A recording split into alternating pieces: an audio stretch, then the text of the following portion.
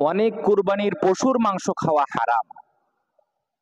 আমরা লক্ষ লক্ষ টাকা খরচ করে কুরবানির পশু ক্রয় করে আমরা সেটা কুরবানি করি, জবাই করি, কুরবানি দেই। কিন্তু আমরা জানি না এই কুরবানির পশুর মাংস খাওয়া আমাদের জন্য হারাম হয়ে যায়। বলবেন যে হুজুর, কিভাবে? আমি তো টাকা দিয়ে কুরবানির পশু কিনলাম এবং এটারে জবাই করলাম, তাহলে এই কুরবানির পশুর মাংস খাওয়া তো হালাল, এটা কোনো আমার জন্য হারাম হয়ে যাবে? বিষয়টা কিন্তু খুবই গুরুত্বপূর্ণ। লক্ষ লক্ষ টাকা খরচ করে লক্ষ লক্ষ টাকার ভাগ দিয়ে কুরবানি দিলাম, অথচ এই কুরবানির পশুর মাংস খাওয়া কি আমাদের জন্য হারাম? নাউযুবিল্লাহ, নাউযুবিল্লাহ, নাউযুবিল্লাহ। কোন সব কুরবানির পশুর মাংস খাওয়া হারাম, কোন সব কুরবানির পশুর মাংস খাওয়া হারাম, এটা জানলে আপনারা অবাক হয়ে যাবেন। আমার ভাইগণ, বন্ধুগণ আমার, আমরা কুরবানি দেই ঠিক, কিন্তু আমাদের কুরবানিগুলো আল্লাহ তাআলা কবুল করেন না। এটা আল্লাহ তাআলার কাছে মঞ্জুর হয় না, এটা আল্লাহ তাআলা গ্রহণ করেন না। যেসব কারণে শুনলে অবাক হয়ে যাবেন। এক নম্বরে, যেসব কুরবানির পশুর মাংস খাওয়া হারাম, সেটা হলো হারাম টাকা দিয়ে যে কুরবানির পশু ক্রয় করা হয়। হারাম টাকা, কি টাকা? অবৈধ টাকা দিয়ে যে কুরবানির পশু ক্রয় করা হয়, এই কুরবানির পশুর মাংস খাওয়া কি হারাম।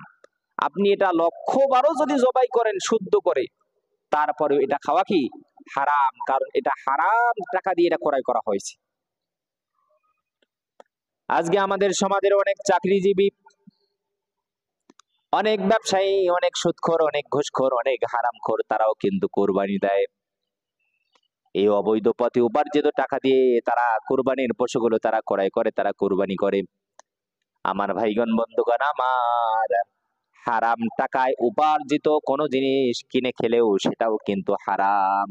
আপনি অবৈধ পথে উপার্জন করেছেন, সুদের টাকা, ঘুষের টাকা, অন্যায় পথে উপার্জিত টাকা, মানুষকে কম দিয়ে আপনি টাকা উপার্জন করেছেন।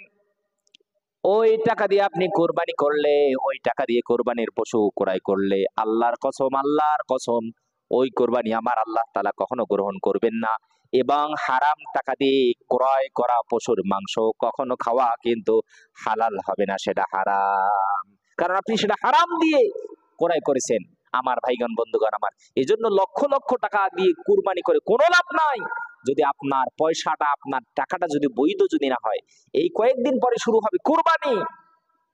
এই তো আপনার জিলকদ মাসের চাঁদ দেখা গেছে, চলছে জিলকদ মাস, 4 থেকে 5 দিন হয়ে গেল। এরপরে হলো জিলহজ, জিলহজ মাসের 10 তারিখেই হলো কুরবানি। আল্লাহু আকবার। এই কুরবানিতে অনেক মানুষ, হাজার লক্ষ লক্ষ মানুষ, কোটি কোটি মানুষ কুরবানি দিবে, কিন্তু সকলের কুরবানি তো আর কবুল হবে না। যারা হারাম পথে যারা উপার্জন করে, টেন্ডার বাজির টাকা, চাঁদাবাজির টাকা, গরিব মিসকিনকে ঠগিয়ে যে টাকা তারা কামাই করে, সুদের টাকা, ঘুষের টাকা, সাইন না হলে, আমার সাইন না হলে এই কাজ পাস হবে না, এজন্য কোটি কোটি টাকা তারা নেয়। এরকম হারাম পথে উপার্জিত পয়সা দিয়ে অনেক মানুষ দেখবেন 5টা 7টা গরু কুরবানি দেয়। নাউযুবিল্লাহ। হারাম পথে উপার্জিত পয়সা দিয়ে কুরবানি দিলে ওই কুরবানি কবুলও হবে না, এবং ওই কুরবানির পশুর মাংস খাওয়া কি হারাম, হারাম, হারাম। এজন্য কুরবানি করার আগে সাবধান থাকতে হবে। আমি যে কুরবানিটা দেব, এটা আল্লাহকে সন্তুষ্ট করার জন্য। অবশ্যই পয়সাটা থাকতে হবে হালাল টাকা। আমার হালাল টাকা ছাড়া যদি আমার যদি কোরবানি যদি কবুল না হয়, এই যে আমি যে প্রতিনিয়ত হারাম খাচ্ছি, তাহলে আমার জীবনটা কি তৈরি হচ্ছে? জান্নাতি জীবন না জাহান্নামী জীবন। এই জন্য সাবধান, কখনো হারাম খাবেন না।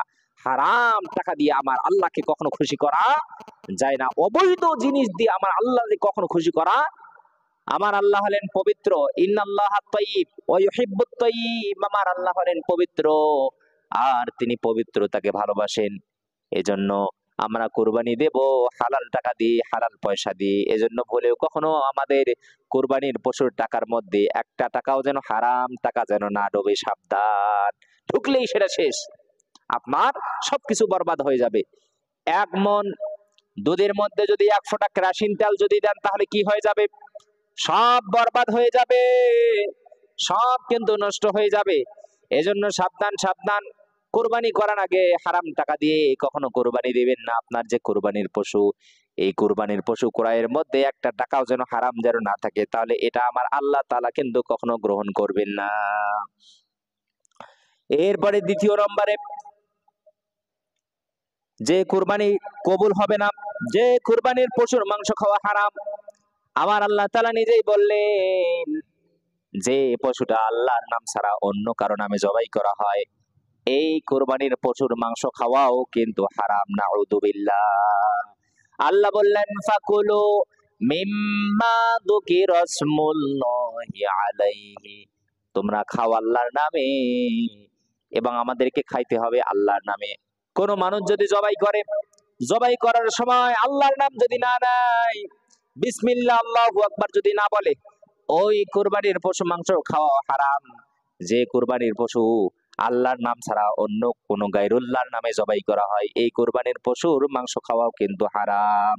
এজন্য যেটা আল্লাহর নাম ছাড়া অন্য কারো নামে জবাই করা হয়, এই কুরবানির পশুর মাংস খাওয়াও কি হারাম।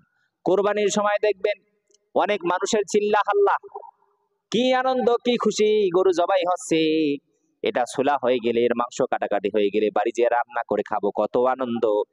কিন্তু জবাই করার সময় আল্লাহর নামটা নিতে মনে থাকে না, যার কারণে তারা হালাল খাবার খায় না। লক্ষ লক্ষ টাকা দিয়ে, 5 লক্ষ 7 লক্ষ টাকা দিয়ে কুরবানির পশু ক্রয় করে, কিন্তু তারা হারাম মাংস তারা খায়, হারাম খাবার তারা খায়। এই জন্য জবাই করার সময় সাবধান। যারে দিয়ে জবাই করাবেন বা আপনি নিজে জবাই করবেন, জবাই করার সময় অবশ্যই আপনাকে বিসমিল্লাহি আল্লাহু আকবার তাকবীর দিতে হবে, বারবার তাকবীর দিতে হবে। ওলামায়ে কেরাম বলেন যে যারাই কুরবানির পশুতে যারাই হাত দিবে, যারাই এই কাজে শরীক হবে, প্রত্যেকটা মানুষকে কি বলতে হবে? আল্লাহু আকবার, আল্লাহর নামে তাকবীর দিতে হবে। তাহলে যে কুরবানির পশুটা আল্লাহর নাম ছাড়া অন্য কারো নামে জবাই করা হয়, এই কুরবানির পশুর মাংস, যে কোনো কুরবানির যে কোনো পশুর মাংস খাওয়া কি হারাম। এই জন্য হালাল টাকা দিয়ে কুরবানির পশু ক্রয় করার পর কিন্তু জবাই করার সময় যদি আল্লাহর নাম যদি না নেই, তাহলে এই কুরবানির পশুর মাংস কখনো খাওয়া হালাল হবে না। বিশেষ করে আমরা যারা হাট বাজারে বিভিন্ন ধরনের মুরগি, পোল্ট্রি মুরগি, সোনালী মুরগি, দেশি মুরগিগুলো আমরা ক্রয় করার পরে ওই মুরগির পাইকারে দিয়ে আমরা জবাই করি, এই মুরগির পাইকার কিন্তু একবারও কিন্তু আল্লাহর নাম কিন্তু নেয় না। এই জন্য জবাই করার সময় নিজে জবাই করবেন, জবাই করার সময় বিসমিল্লাহি আল্লাহু আকবার, বিসমিল্লাহি আল্লাহু আকবার বলে জবাই করবেন। তাহলে এটা খাওয়া কি হয়ে যাবে? হালাল হয়ে যাবে। কারণ যেটা আল্লাহর নাম ছাড়া যেটা জবাই করা হয়, এটা খাওয়া কি সম্পূর্ণভাবে হারাম, নিষেধ, এটা খাওয়া যাবে না। এরপরে 3 নম্বরে যে মানুষগুলোর কোরবানি গুলো কবুল হয় না, সেটা হলো যাদের নিয়ত গুলো বিশুদ্ধ হয় না। যারা কোরবানি করে কিন্তু অন্য কোনো কারণে, এই মানুষগুলোর কোরবানি গুলো আমার আল্লাহ তাআলা কখনো গ্রহণ করেন না। এরকম অসংখ্য অগণিত মানুষ রয়েছে যাদের নিয়ত গুলো বিশুদ্ধ নয়, খাঁটি নয়। এরা কোরবানি দেয়, কোরবানির মাংস জামার বাড়িতে দিবে, বিয়ার বাড়িতে দিবে, সবাই কোরবানি করে, সবাই মাংস খায়। আমি যদি মাংস না খাই তাহলে কেমন হবে? আমার অনেক টাকা পয়সা, আমি যদি কোরবানি যদি না দেই, তাহলে গ্রামের লোকেরা কি বলবে? অমুকটা কিপটা, অমুকটা বখিল, এত টাকার মালিক, তারপরে কোরবানি দেয় না। আমার আল্লাহ তাআলা ডাক দিয়ে বললেন, কুল ইন্না সলাতি ওয়া নুসুকি ওয়া মাহইয়ায়া ওয়া মামাতি লিল্লাহি রাব্বিল আলামিন। ও নবীজি আপনি বলুন, কুল ইন্না সলাতি, আমার নামাজ, ওয়া নুসুকি, আমার কুরবানি, ওয়া মাহইয়ায়া ওয়া মামাতি লিল্লাহি রাব্বিল আলামিন, আমার জীবন মরণ সব কিছু হবে একমাত্র কার জন্য? আমরা সবকিছু হবে একমাত্র আল্লাহর জন্য। তাহলে আমরা যে কুরবানিটা দেব, এটা হবে আল্লাহর জন্য। আরে ভাই, আপনি আল্লাহর জন্য নিয়ত করেন, আমি এটা আল্লাহকে সন্তুষ্ট করার জন্য, আল্লাহকে রাজি খুশি করার জন্য কুরবানিটা দিচ্ছি। আপনি তো মাংস তো খাবেন। আল্লাহ পাক রব্বুল আলামিন আমাদের সবাইকে প্রত্যেকটা কথা বোঝার তৌফিক যেন দান করে। সকলে বলি আল্লাহুম্মা আমিন।